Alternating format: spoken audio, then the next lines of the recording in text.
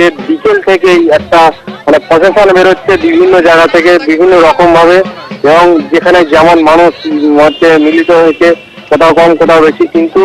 আমাদের যেটা ক্যামেরা বন্দি করতে পেরেছি, দেখতে পেলাম মহিলারা বেশি উৎসাহিত হয়ে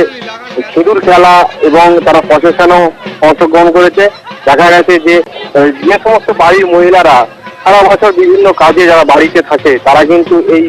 পুজোর কটা দিন বাইরে বেরোয় এবং মানুষের সাথে কথাবার্তা, গল্প গুজব, সারা বছরের যে জমানো কথা, বহু মানুষের সঙ্গে দেখা, এবং সেই যে একটা মনের মধ্যে আলাদা অনুভূতি, সেই ওটাতে কিন্তু আজকে আনন্দ পুরো ভেসে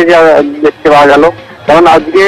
এই আরামবাগ লিঙ্ক রোড সংলগ্ন এলাকাতেই যে ইন্দ্রাপল্লী ও রবীন্দ্রপল্লীর যে পুজো মণ্ডপ, সেই পুজো মণ্ডপে যখন সিঁদুর খেলা শুরু হয়, দেখতে পেলাম ওই সমস্ত এলাকার যারা মহিলা ওখানে আসে, তারা কিন্তু দেখলাম খুব আনন্দের সাথে কিন্তু একদম বলা যেতে পারে যে স্বতঃস্ফূর্ততা একটা লক্ষ্য করা গেছে, যে তারা ওখান থেকে নিজেরাই সিঁড়ি খেলতে খেলতে এবং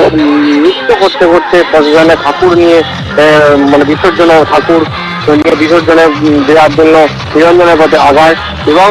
আরো একটা দেখতে পাচ্ছি যে কিছু কিছু যারা বাচ্চারাও কিন্তু এতে অংশগ্রহণ করে, এবং এছাড়াও আরামবাগের যে সমস্ত আরো পুজো মণ্ডপ রয়েছে, সেখানেও কিন্তু শুরু হয়ে গেছে প্রতিমা নিরঞ্জনের, মানে একদম বলা যায় শেষ মুহূর্ত। শফিকুল্লাহ।